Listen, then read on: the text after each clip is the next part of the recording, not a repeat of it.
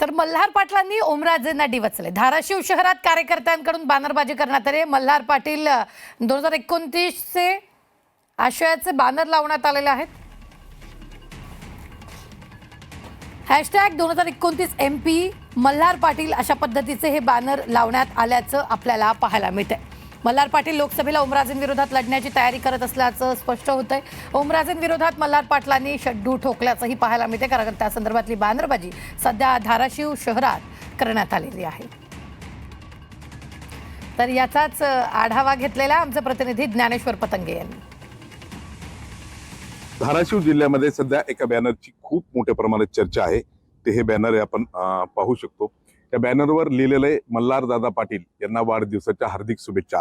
आणि यामधला सर्वाधिक महत्त्वाचा मथळा म्हणजे भावी खासदार असं या बॅनरवर लिहिलं गेलेलं आहे। आणि ही सगळी भाजपाची मंडळी आहेत आणि त्यांनी हे बॅनर लावले। ज्यांनी हे बॅनर लावले ते व्यक्ती आपल्या बरोबर आहेत। मला तुम्ही सांगा, हे काय बॅनर आहे नेमकं? आज आदरणीय मल्हारदादा यांचा वाढदिवस आहे।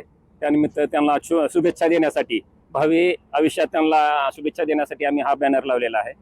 आणि आज जो आपण विषय सांगितला की भावी खासदार, तर त्या दृष्टीने त्यांच्यात कर्तृत्व आहे।